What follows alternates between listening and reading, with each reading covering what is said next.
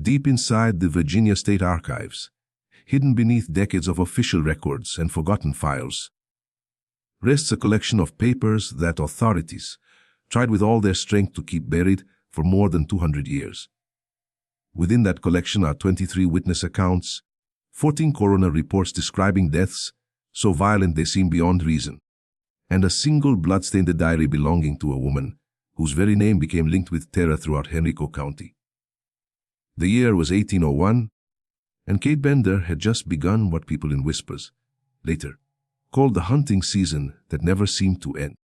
What makes these documents especially disturbing is not only the graphic details, but the cold and careful precision with which they describe a reign of horror that claimed the lives of at least 37 runaway slaves within only a year and a half.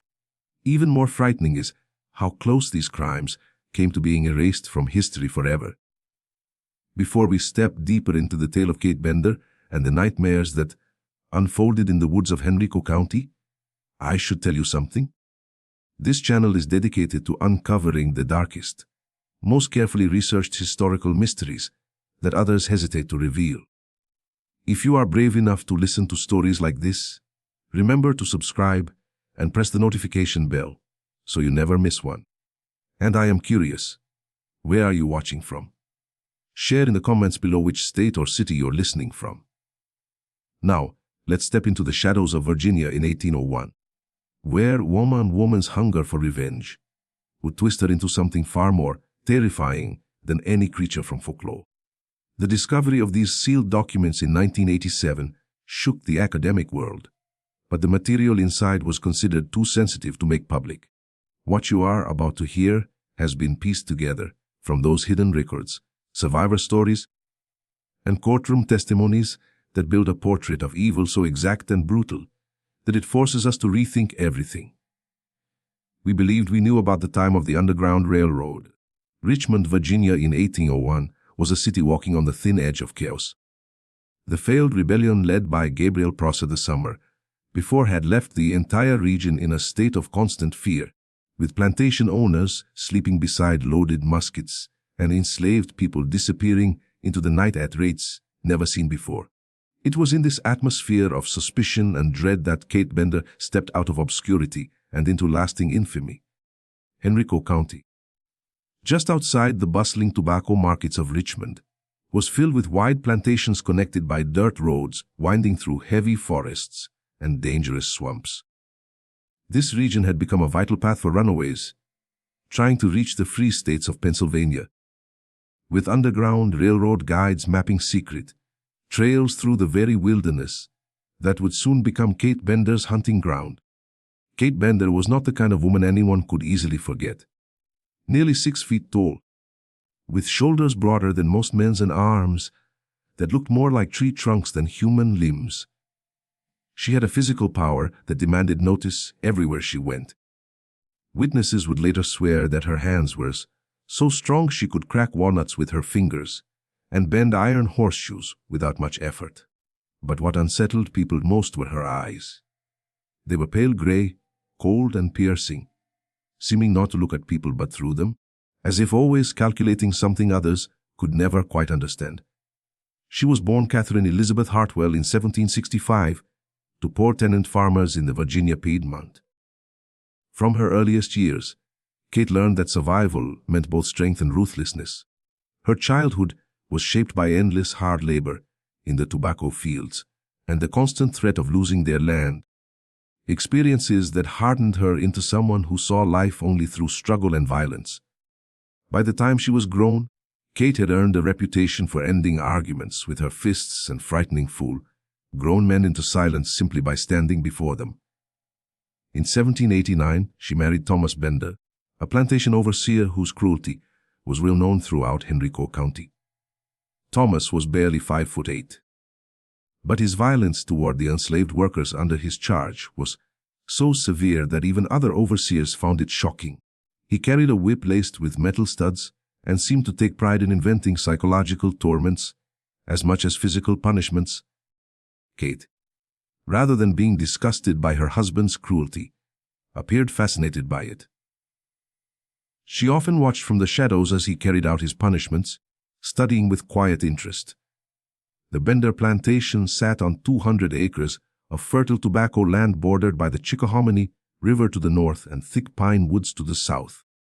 Thomas oversaw nearly 40 enslaved people, ruling through fear with public beatings, forced separations of families, and a web of informants that turned worker against worker.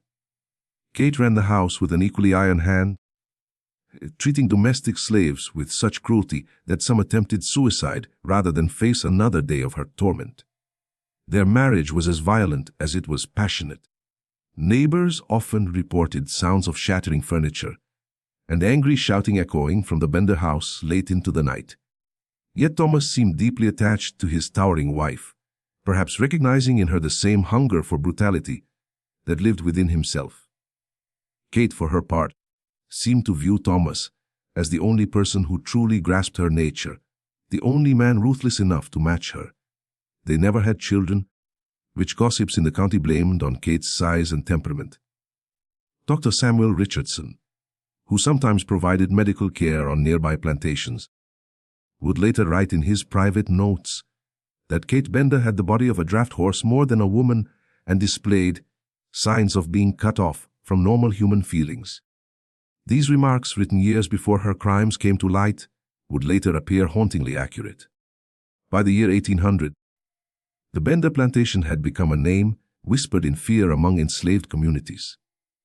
Tales spread quietly about workers beaten to death for the smallest mistakes, about Kate watching punishments with a disturbing smile, and about both Benders enjoying breaking apart slave families. Several tried to escape, but Thomas's skills at tracking and Kate's knowledge of the woods made running away nearly impossible. At this time, rumors of Gabriel Prosser's rebellion began to spread. As one of the county's most seasoned overseers, Thomas Bender was called to help prepare against any possible uprising. He eagerly took on the role, organizing patrols, questioning suspects, and shaping strategies to crush rebellion before it could rise. Kate followed him on several of these midnight patrols, her huge body moving with surprising silence through the dark woods as they searched for signs of meetings or hidden weapons. These nights awakened something inside Katie, a hunting instinct that had been waiting to be set free. The rebellion of August 1800 collapsed before it could begin. Betrayed by spies and broken by a powerful thunderstorm, Gabriel and his followers were captured and executed, their heads placed on pikes to frighten others. But the failed uprising left a heavy shadow behind. Paranoia spread through the region, with plantation owners seeing rebellion in every gathering and responding with even more cruelty. It was in this climate of fear that Thomas Bender made a choice that would seal his fate and release his wife's true nature upon the world. The morning of October 15, 1800, broke gray and bitter, with a sharp wind carrying the smell of dying leaves through the forests of Henrico County. Thomas had been told that a group of runaway slaves was passing through, heading north toward freedom. The reports said the group included 5 men and 2 women fleeing from plantations farther south, following the Chickahominy River toward what they prayed would be liberty. Thomas gathered a hunting group made up of himself, 2 neighboring overseers named Samuel Clark and William Patterson, along with 4 hounds bred specifically for tracking human prey. Kate had asked to be part of the expedition, insisting that her knowledge of the land would be useful. At first, Thomas opposed the idea, saying that chasing runaway slaves was a man's duty. But Kate's persistence eventually wore down his refusal. She armed herself with a heavy oak club and took her place among the hunters with a level of eagerness that should have troubled the others. The hunting party moved out before daylight, following the dogs as they picked up a scent along the edge of the river. Kate pushed through the underbrush with surprising agility for her size, her pale eyes scanning the woods for small signs of movement or disturbance that others might overlook. She looked almost thrilled by the chase, often striding ahead of the men and calling back when she spotted broken twigs or fresh tracks, pointing toward the direction of their quarry. By the middle of the day, they had gained serious ground on the escaping slaves. The dogs grew more restless, their howls sharper and more urgent as the scent trail grew stronger. Thomas guessed they were less than an hour away from catching up, and the group pressed forward with fresh determination. Kate especially seemed stirred by how close they were, her breathing louder, her steps turning more predatory. They eventually came upon the fugitives, resting in a small clearing near a creek. Worn out from their flight and unaware that their pursuers were so near, the 7 slaves, ranging in age from a teenage boy to a gray-haired woman in her 50s, were dividing what appeared to be the last of their food when the hunters burst from the trees around them. What followed would later be retold in many testimonies, though the details often clashed. According to Samuel Clark's later statement to the authorities, Thomas Bender ordered the fugitives to give up and return quietly to their masters. The oldest among them, a man named Joshua, who had once been a preacher on his plantation, stepped forward and tried to negotiate. He offered to surrender if the others were allowed to continue their escape. Thomas answered by lashing Joshua across the face with his whip, tearing open a wound that bled heavily. This act of cruelty sparked the desperate resistance the hunters might have expected. The younger men among the runaways rushed to protect Joshua while the women and the teenage boy tried to flee deeper into the woods.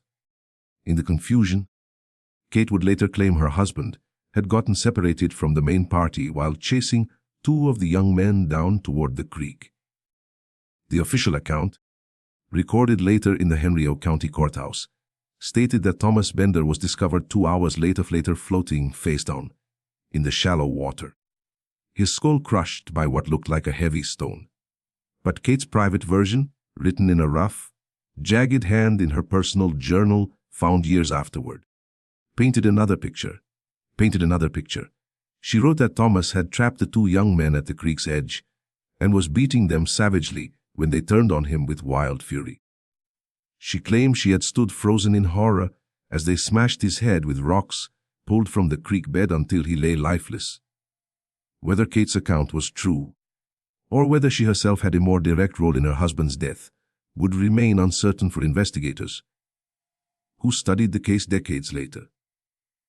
What was sure, though, was that by the time the other hunters reached the creek, Thomas Bender was already dead, and Kate was kneeling beside him, her large body trembling in what looked like grief, but which several witnesses later recalled as something far more complex and disturbing.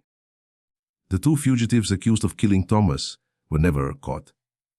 They disappeared into the thick forest near the creek, leaving only blood-stained rocks and the corpse of one of Henry County's most feared overseers.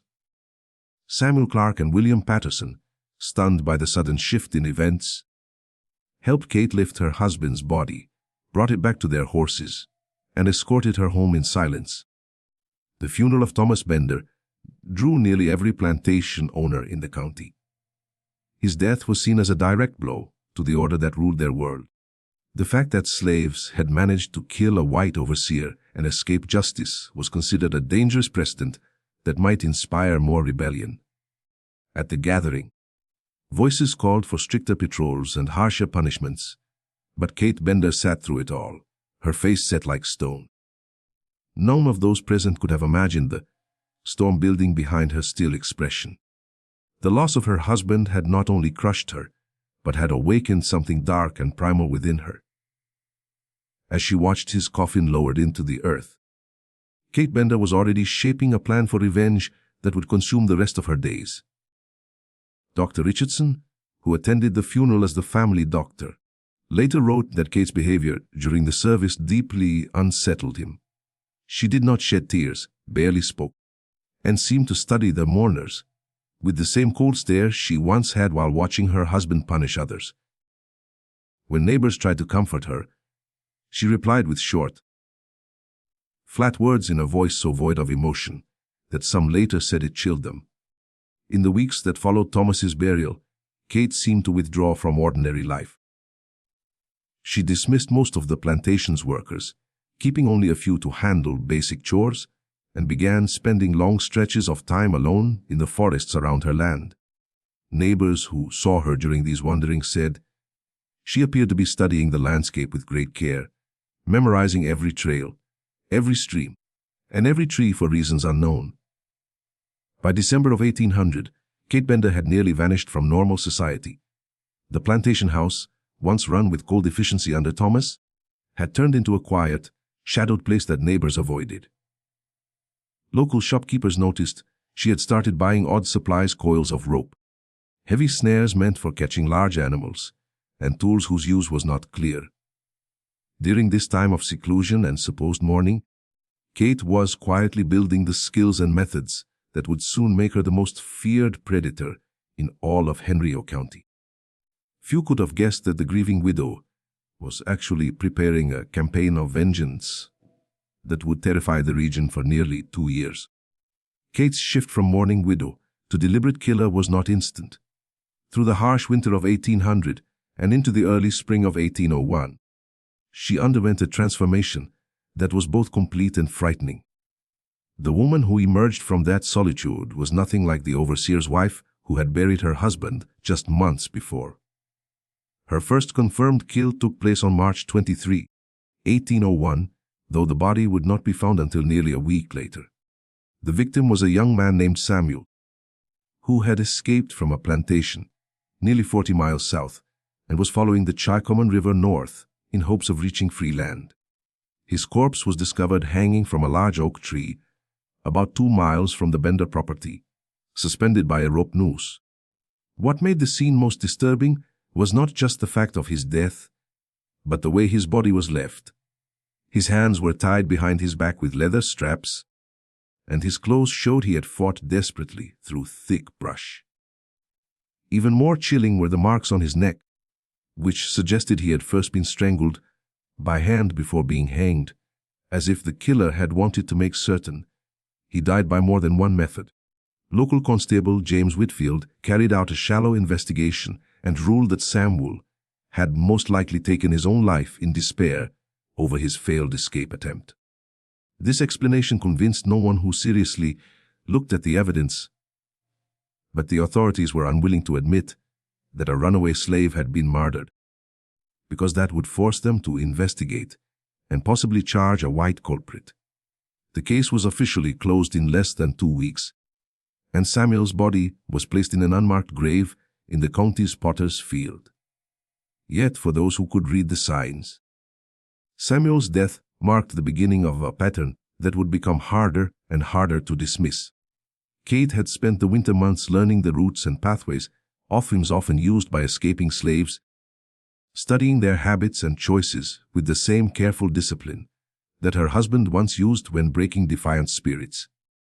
She discovered that fugitives usually followed water whenever they could, not only for drinking but also because streams made it more difficult for dogs to track them. The Cheka River and its many branches created a natural road through the woods of Henry County, and Kate spent endless hours marking every curve, sandbar, and hiding place along its course. She also trained herself to notice the small clues that showed someone had recently passed by. Broken twigs at a certain height, scattered leaves that looked disturbed, bits of cloth or mud caught on thorn bushes. Even more important, she started to understand the mindset of desperate people, their habit of seeking certain kinds of shelter, and their common reactions to fear and exhaustion. Kate's second victim was a woman named Rebecca, who made the fatal mistake of resting in an abandoned tobacco barn that Kate had been keeping under watch for weeks. Rebecca had been traveling with 2 others, but she lost them during a heavy thunderstorm that swept across the area in early April. Alone, frightened, and unfamiliar with the land, she stumbled on what looked like a safe place to hide and chose to wait until morning. Kate found her just before dawn, curled in a corner of the barn, clutching her few belongings to her chest. What followed was the first display of the cold, methodical cruelty that would soon become Kate's trademark. Instead of killing Rebecca right away, she decided to drag out the terror. She tied her tightly, then spent hours describing in grim detail what she planned to do. In the journal entries Kate later wrote, she admitted she felt great satisfaction watching Rebecca's growing fear, watching the hope drain from her eyes as she slowly realized no one was coming to help. Kate described her victim's fear as pure, even beautiful, and necessary, as if it restored balance to the world for her husband's death. Rebecca's body was found 3 days later by a farmer looking for missing cattle. She had been strangled with her own clothes and left propped upright against a tree, as though Kate wanted to make sure the corpse would be discovered quickly. The way the body was posed was clearly intentional, meant to send a warning to anyone else who might think about running. This time, Constable Whitfield could not call it a suicide. The signs of violence were too clear, and the staged positioning showed that the killer wanted the crime to be noticed and understood. Whitfield began what he called a thorough investigation, but he was held back by the same social pressures that had limited his handling of Samuel's case. The idea that a white person might be hunting and murdering runaway slaves was too disturbing for the local officials to truly consider. Instead, Whitfield focused on the idea that Rebecca had been killed by other slaves, perhaps as punishment for betrayal or part of a struggle among fugitive groups. This explanation fit the social thinking of the time and allowed them to avoid the far more troubling truth. Officially, the case stayed open, but no real attempt was made to follow any lead that might point to a white killer. Meanwhile, Kate was already preparing her next pursuit. Rebecca's death had taught her important lessons about how to carry out a killing, the need to pick isolated spots, the care required to dispose of evidence, and the unique satisfaction that came from having complete control over another human being's last moments. She discovered within herself a cruelty, even greater than her late husband's notorious brutality, and she found this both thrilling and strangely reassuring. The spring and early summer of 1801 brought a sharp rise in both the number and the violence of Kate's attacks. Her third victim was a teenage boy named Marcus, who had escaped from a plantation in nearby Chesterfield County. Kate tracked him for 3 days through the forest, watching how he moved and studying his routines, before finally cornering him by a creek, where he had stopped to drink. Marcus gave Kate her first chance to test her own strength against a victim who was young, strong, and desperate enough to fight back fiercely. The struggle lasted nearly 20 minutes. Marcus managed to hit her several times, leaving her bruised and bloodied. But Kate's larger size and sheer power eventually won out. She strangled the boy with her bare hands, pressing him beneath her heavy frame until his body went limp. The feeling Kate got from this killing was different from the earlier ones. It was more physical, more primal, and in a way more complete. She had proved to herself that she could beat even a strong opponent through her own strength alone. This realization filled her with a sense of power she had never known before. Her journals from that time reveal an almost intimate excitement as she described the moment when Marcus stopped struggling, when his eyes rolled back and his body went still under her. Marcus's body was later found hanging from a tree branch 20 feet high, something that would have taken enormous effort and determination to do. The message was unmistakable. A powerful and deliberate killer was stalking runaway slaves in the region, and no one could escape. By this point, even the most blind authorities could no longer ignore the clear pattern. 3 runaway slaves had been killed within 2 months, all within a small area, all showing signs of being overpowered by someone of unusual strength, Constable Whitfield. Pressured by plantation owners who were beginning to worry about what these murders meant, finally admitted that a serial killer was at work in Henry County. But recognizing the problem was not the same as solving it. Kate had become very skilled at hiding her trail, both in the forest and in society. She knew the land better than anyone else, could move through thick brush without leaving clear signs, and had developed an uncanny sense for where fugitives would travel and when they would need to rest. Even more, Kate had mastered the social side of her double life. In public, she appeared as a grieving widow, doing her best to manage her late husband's land. She went to church regularly, gave polite answers when neighbors asked about her welfare, and handled business matters with the same steady manner she had always shown. No one imagined that the quiet woman in the third pew of Henry Methodist Church each Sunday was the same person who spent her nights stalking human prey in the surrounding woods. Kate had found she had a rare talent for living in two worlds, keeping her public and private lives separate with the skill of a trained actor. The mental shift that allowed her to live this double life was perhaps the most chilling part of her change from ordinary woman to serial killer. She created an inner story that justified her actions, convincing herself that they were not only acceptable but necessary and righteous. In her mind, every runaway slave she killed was balancing the scales for her husband's death, restoring what she believed was the proper order that had been broken by the defiance. This sense of moral purpose gave Kate's killings a ritual, like quality, setting her crimes apart from ordinary violence or murder. She was not killing out of anger or sudden passion, but instead in service of what she truly believed was a higher moral duty.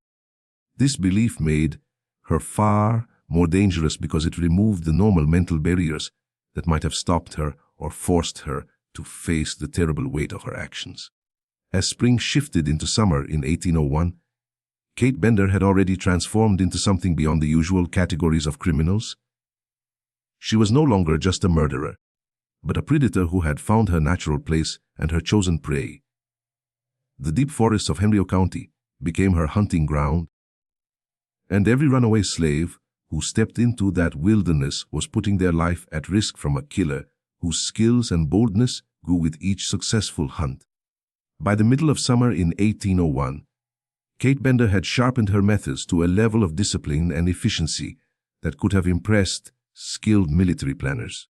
She had divided the forests of Henry County into overlapping regions, each of which she patrolled on a rotating system meant to increase her chances of finding fugitives while reducing the risk of being spotted by other white settlers. Her close knowledge of the land, combined with an almost unnatural ability to guess how humans behaved under stress, made her nearly impossible to stop. Kate's usual hunting cycle began with patient watching.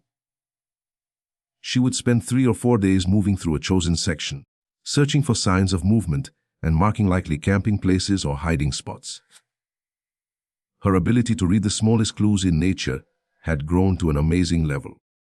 She could look at broken twigs and not only see that someone had passed through, but also estimate when they had come, the direction they were headed, and even their size and condition.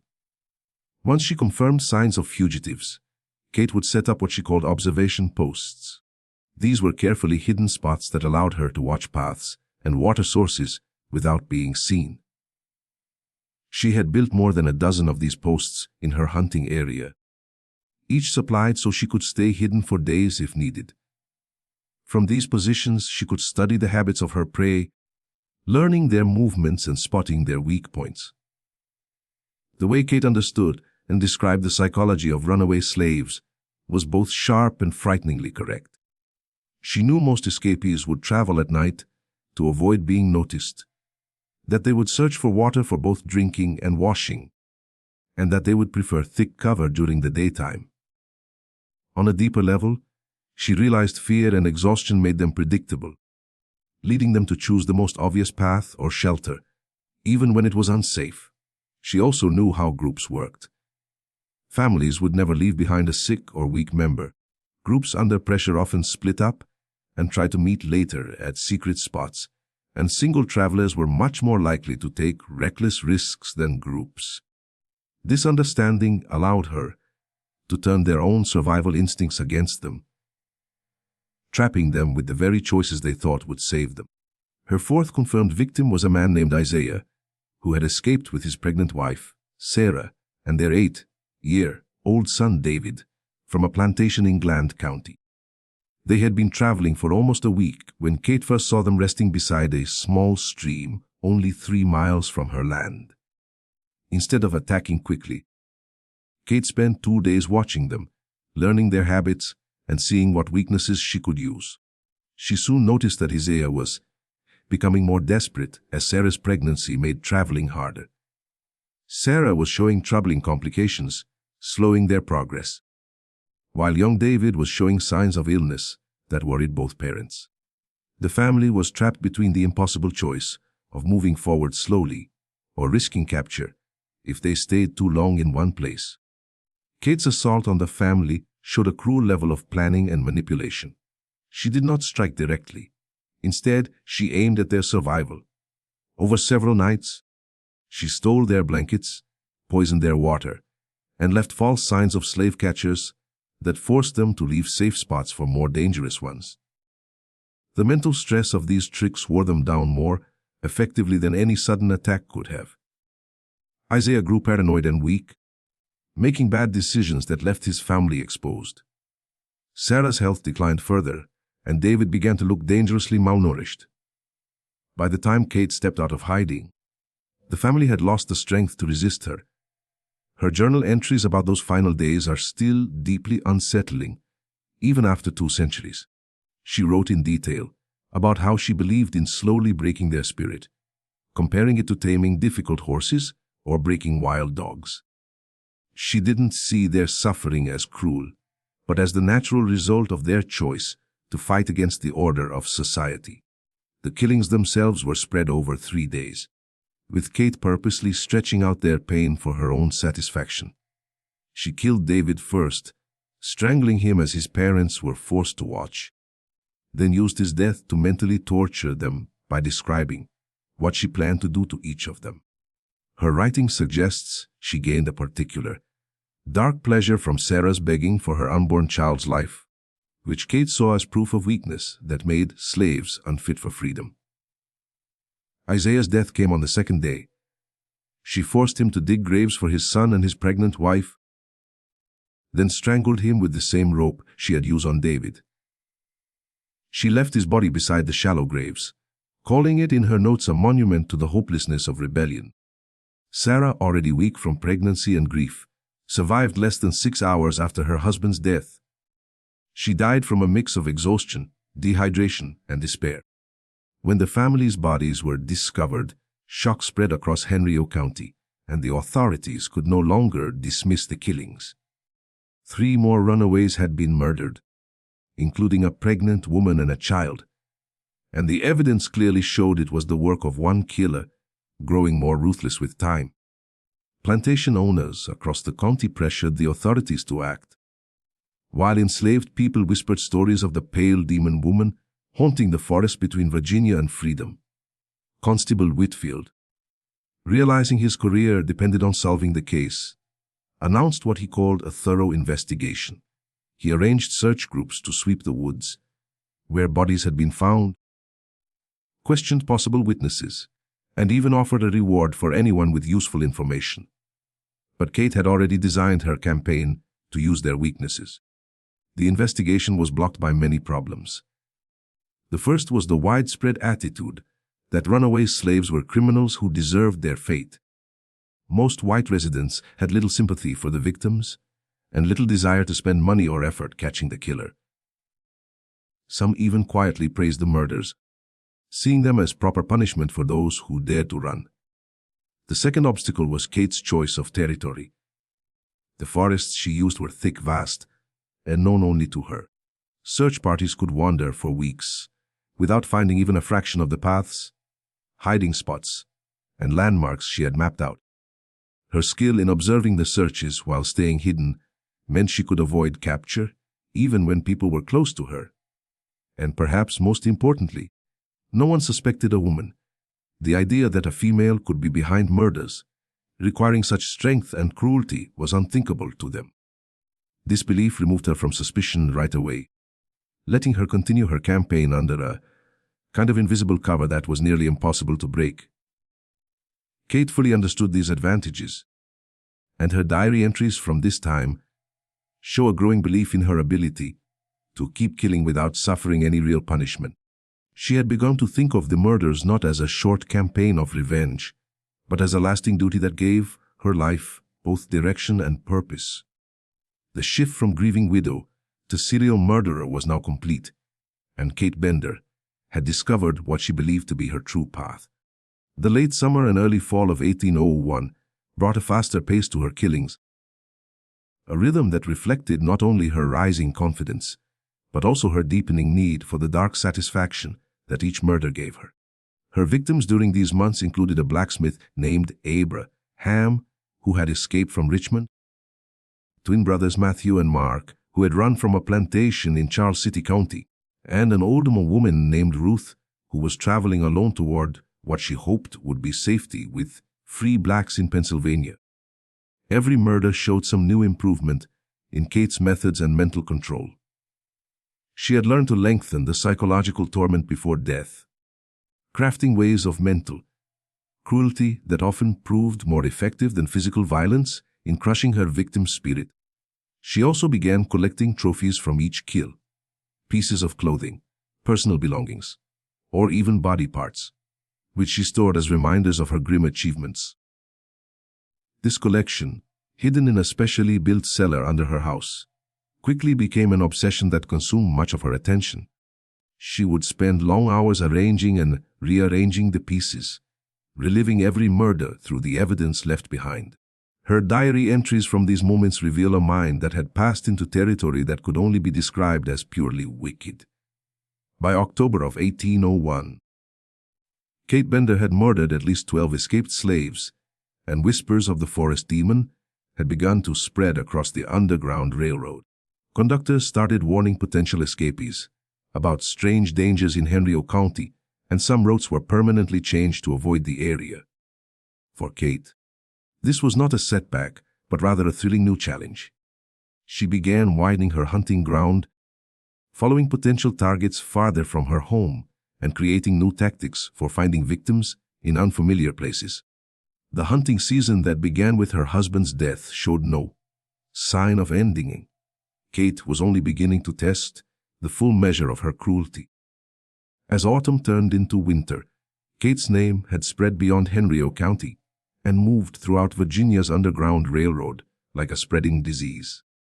Conductors and station masters, many of whom had never seen her crimes directly, still spoke in hushed voices about the white demon who haunted the woods between Richmond and Freedom, twisting what should have been a road to hope into a path of terror and death.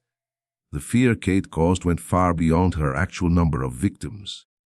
For each escaped slave she killed, dozens more froze in fear, abandoning attempts at escape or taking longer, riskier paths that often proved just as fatal. The Underground Railroad network in central Virginia was nearly broken, as guides found it harder to convince runaways that escape was even possible. Kate understood this mental side of her work and fed it by staging her victims in ways meant to shock and terrify anyone who found them. She had begun arranging corpses in cruel positions to increase their psychological effect, creating nightmares that stayed with witnesses for years.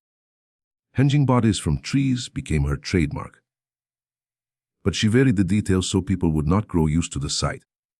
Her 13th victim was a young woman named Charity, who had fled from a plantation near Petersburg. Her body was found hanging upside down from a great oak tree. Her throat cut so deeply that her head was nearly separated from her body. The effort required great physical strength, but it also showed a level of cruel showmanship that went far beyond killing.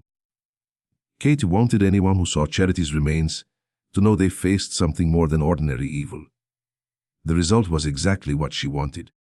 Word of Charity's death spread like fire through the slave community, with stories growing more terrible as they traveled. Some claimed the demon could track people by scent. Others said she moved through the forest without sound, and still others whispered that she fed on the terror of her prey before striking the final blow. Kate's journal from this period shows her satisfaction with these legends. She had come to see herself not just as an avenger for her husband's death, but as a force of nature itself, a living warning to slaves who dared to seek freedom. The myths surrounding her only made her feel stronger, pushing her to take even greater risks in her hunt. Winter hunting brought its own tests, but Kate met them with her usual careful planning. Snow made it easier to track fugitives, because footprints could not be hidden, but it also made her movements easier to spot. She adjusted by making new ways to move across snowy land without leaving clear tracks. even wearing specially made shoes that spread her weight, and left marks that could be mistaken for animals. The freezing weather also changed the behavior of her victims in ways she used without pity. Slaves traveling in winter had to find shelter more often and for longer times, making them easier to predict and easier to observe. They also left clearer signs of where they had been: smoke from fires, marks in the snow around shelters, and scraps of waste left behind at camps. Her 14th victim was a man named Ezekiel, middle-aged, who had escaped from a Hanover County plantation on Christmas Day while guards were distracted by celebration. He sought shelter in an abandoned tobacco barn that Kate had been watching for weeks, correctly guessing it would attract runaways looking for warmth and safety. Ezekiel had been inside less than 3 hours when Kate arrived before dawn, moving silently as always. Instead of attacking, she trapped him inside by locking the doors from outside. Then she began tormenting him with scratching noises, strange sounds, and brief glimpses of her tall shape through the barn's gaps. The mental torture lasted nearly 8 hours, during which Kate broke his spirit piece by piece. She sometimes left for long stretches, letting him hope she was gone, only to return with new horrors to destroy that hope. In her diary, she called this process educational, saying slaves needed to fully understand the price of rebellion before their end came. When she finally entered the barn to kill him, Ezekiel was reduced to a broken man who did not resist. She strangled him with cold efficiency, then arranged his body to leave the most terrifying impression on whoever found it. 3 days later, a farmer looking for lost cattle discovered him hanging from the barn's main beam, in a noose made from his own clothes. The sight of Ezekiel's body marked a turning point in how officials responded to Kate's reign of terror. Constable Whitfield, under growing pressure from plantation masters and Richmond authorities, could no longer ignore the murders as isolated events. He admitted the killings were a danger to the entire order of society, far beyond their direct impact on the slave population. If runaway slaves were being killed again and again by some unknown murderer, it showed that law and order were failing badly, which could encourage more vigilante violence to rise. Governor James Monroe, after getting reports from Henrico County, gave permission for state militia forces to help track down the killer. A group of 20 militia men, led by Captain Robert Hayes, was sent into the area with orders to do a careful search of the woods where the murders had happened. These men were skilled woodsmen and Indian fighters, and their tracking abilities were much stronger than those of local constables. Kate watched the arrival of the militia with interest, not fear. Her journal entries from this time showed she had great confidence in her own skills, almost to the point of despising those trying to capture her. She had spent more than a year learning every trail, stream, hiding spot, and shortcut in her hunting grounds, while the militiamen were forced to move in unknown land under heavy pressure to get fast results. More importantly, the soldiers were looking for a man, which meant Kate could watch their movements without suspicion as long as she stayed in her public disguise as a grieving widow. The militia searching proved completely unfit for the task. The woods of Henrico County stretched over hundreds of miles of thick forests, swamps, and uneven ground that would have tested even the most skilled trackers.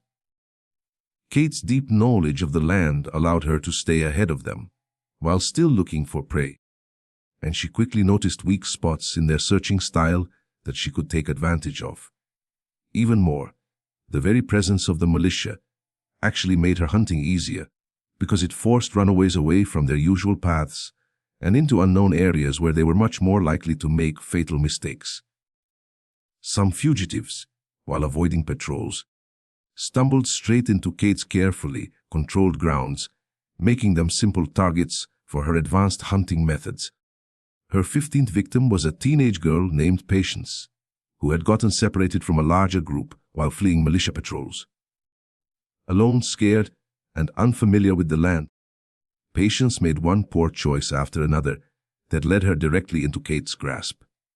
She sought safety in a cave Kate had been observing for months, knowing full well it looked safe to desperate runaways. Kate's killing of patients showed a new level of cruel creativity that revealed her growing mental sickness. Instead of killing her right away, Kate kept the girl alive for nearly a week, using her as bait to attract other runaways. Searching for their lost friend, she tied patients tightly inside the cave and used her desperate cries for help to lure in 2 more victims, who she then killed. Days later, the 3 bodies were found by militia searchers in a horrifying display that even hardened soldiers could hardly believe. Kate had arranged the corpses to make it look as if they had died protecting each other, but the signs of long torture and the dramatic staging made it clear this was the work of someone whose cruelty went far beyond normal human evil. Captain Hayes, in his official report to Governor Monroe, described the site as proof of a level of wickedness so deep it made one question if the murderer was even truly human. After 6 weeks of searching without finding even the slightest trace of the killer, the militia gave up and left Henrico County in February of 1802. Privately, Captain Hayes admitted to Governor Monroe that his men were at a serious disadvantage against someone who knew the land better than anyone and who had tracking skills greater than their own. He suggested that a new plan might be needed, maybe involving local trackers who understood the conditions better. For Kate, however, the retreat of the militia was a huge victory that boosted her belief that she could not be stopped. She had not only kept on killing during their search, but she had actually used their presence to make hunting easier. The psychological effect of this success drove her even further towards seeing herself as more than human, a predator so perfectly shaped to her land that ordinary law could never stop her. The spring of 1802 brought a fresh wave of escape attempts, as warmer weather made traveling easier and the short presence of the militia gave many slaves the false idea that the killer had been caught or chased away. Kate noticed this rise in activity with predatory satisfaction, knowing that the growing fear and myths around her killings had created the exact mental state she needed to succeed. The stories spreading among slaves had turned into wild folklore that had little connection to reality. But they served Kate's goals perfectly by creating a sense of supernatural terror that kept people from thinking clearly. Some stories said the demon could change into any shape.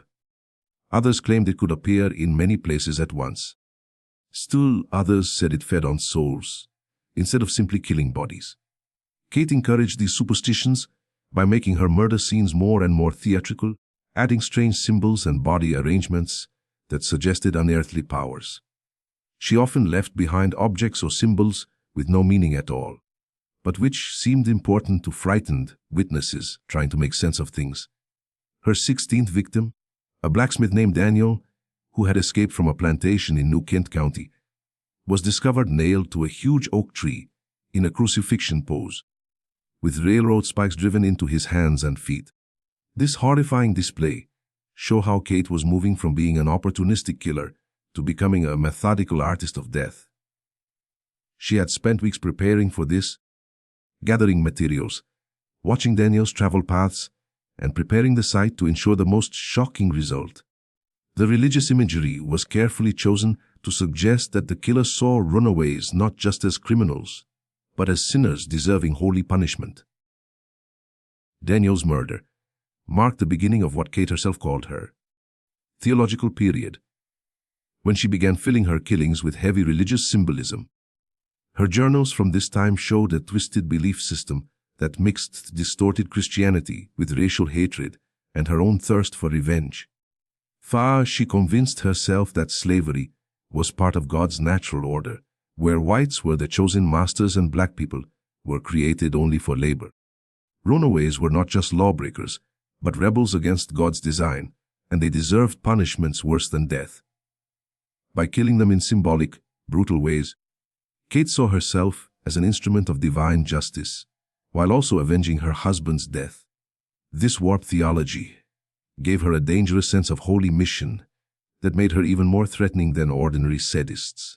She no longer thought of herself as a criminal, but as a holy warrior doing sacred work that demanded she looked past normal human limits on cruelty. In her mind, the murders became religious sacrifices, Each victim offered to restore a cosmic order that rebellion had disturbed. Her 17th victim, a woman named Miriam who escaped with her 2 young daughters, became the center of one of Kate's longest and most disturbing dramas. Kate tracked the family to a hidden shelter in the swamps, where she spent days studying their routines before beginning her slow psychological torture. Instead of striking right away, Kate left biblical quotes and religious symbols in places where Miriam and her daughters would find them. These messages, taken from Old Testament warnings of punishment for rebellion, were carefully chosen to create a supernatural dread that weakened the family's spirit and made them easier to destroy. The campaign of mental warfare turned out to be devastatingly powerful. Miriam, already drained and terrified after weeks of running, started to see the hidden notes left by Kate as messages from God, showing his anger at her attempt to flee. She grew certain that the Lord was punishing her for the sin of wanting freedom. This belief slowly took away her ability to think clearly and make smart choices about keeping herself and her children safe. Kate's journal entries, which describe Miriam's mental collapse, show a sharp understanding of how faith could be twisted and used against someone.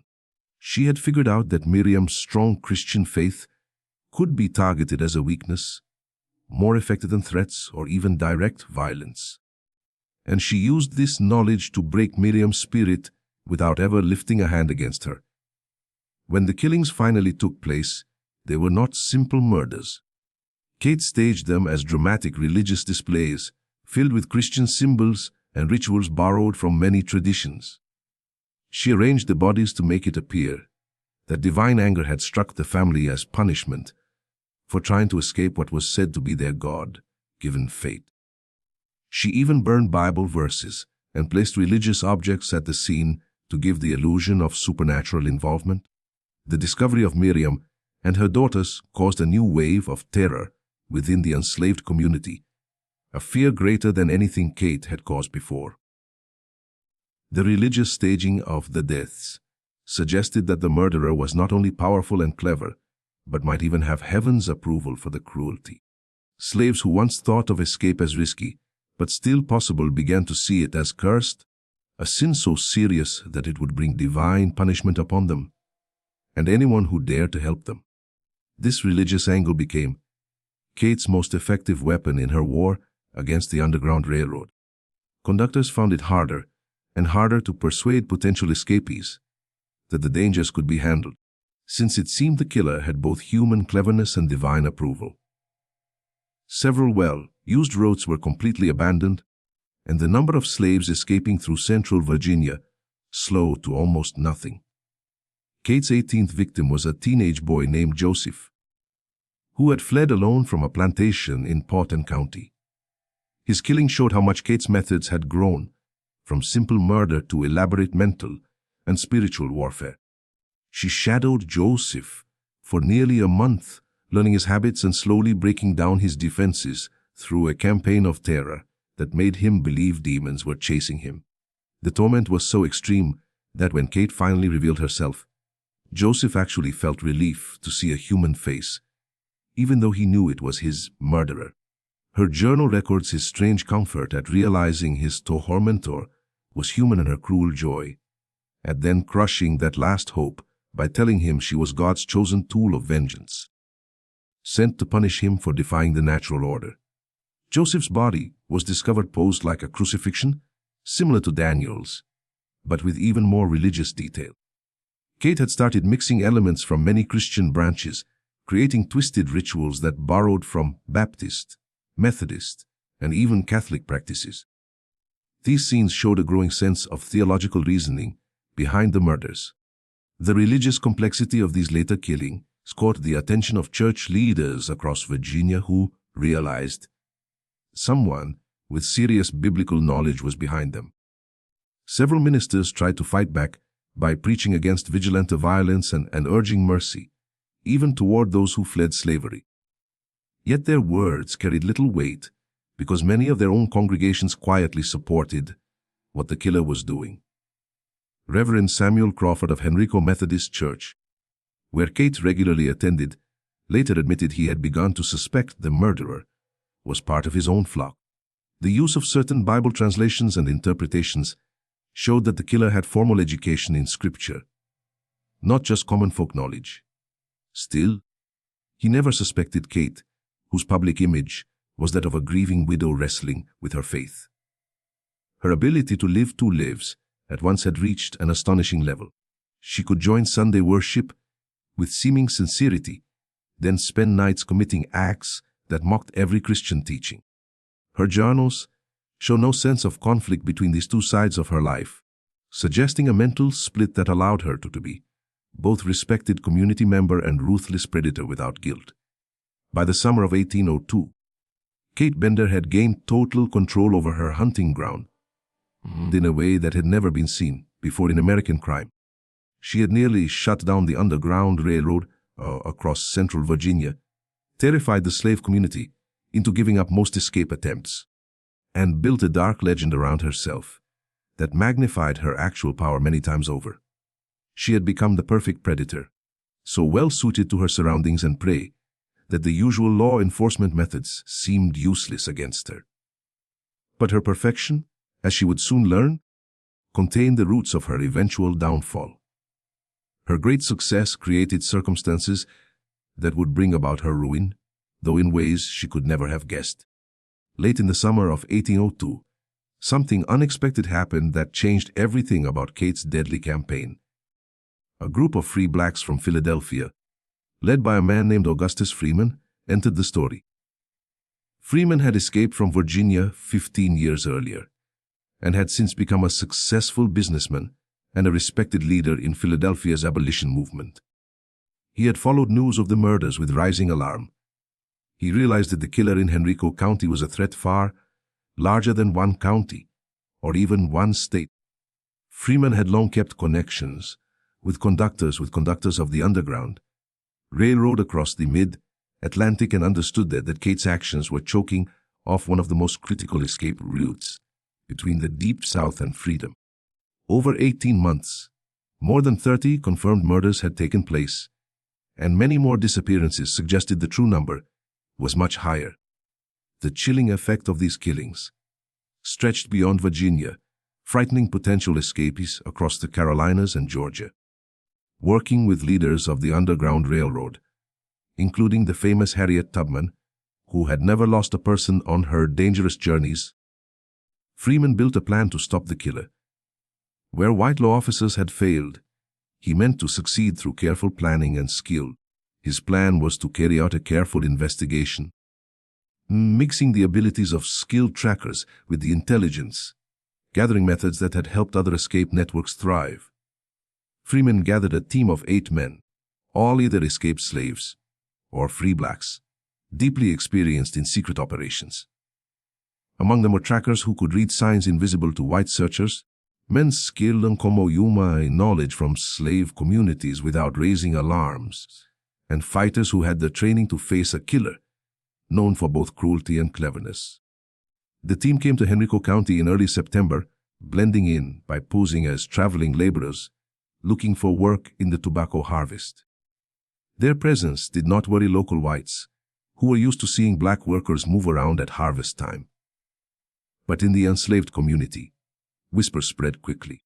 A special group had arrived to fight the demon that had haunted the region for nearly 2 years. Freeman's men began by carefully studying each murder site, and soon they uncovered patterns that others had missed. The trackers, helped by frightened locals who had refused to aid white authorities, started piecing together a detailed map of the killer's territory and movements. What came to light was an image of someone who seemed to have almost supernatural knowledge of the local land, mixed with a careful and organized way of choosing victims that looked very much like military planning. The biggest breakthrough for the investigation team happened when they noticed that every murder site was located within a rough circle centered around the old Bender plantation. Local slaves had kept this knowledge from white officials because they feared being blamed for the murders themselves, but they told Freeman's team freely once they saw that trained experts had come to solve the case. Freeman carried out surveillance of the Bender property himself, using the same skills he had mastered during his escape 15 years earlier to watch the place without being noticed. What he found shocked him. The supposedly abandoned plantation had clear, though subtle, signs of being used again. There was smoke from fires carefully hidden, evidence of paths through thick brush that showed regular use, and supplies that pointed to someone living there and using the land as a secret base. Even more disturbing, Freeman actually saw Kate one night as she prepared for one of her hunting trips. From a hidden spot, he watched her walk out of the house that appeared empty, gather rope and metal tools, whose use he couldn't yet figure out, and slip into the forest with a quiet and determined focus that erased any doubt. She was the killer they had been chasing. The discovery that a white woman was behind the murders left Freeman's team nearly speechless. It went against everything they had expected. They thought they would uncover a rogue slave catcher or a disturbed white man. But the idea that a plantation widow could be responsible for such cruel and organized violence forced them to rethink everything they believed about the case. Freeman spent 3 more nights secretly watching Kate's activities, carefully noting her patterns and studying her techniques with the discipline of a trained military scout. What he saw was chilling.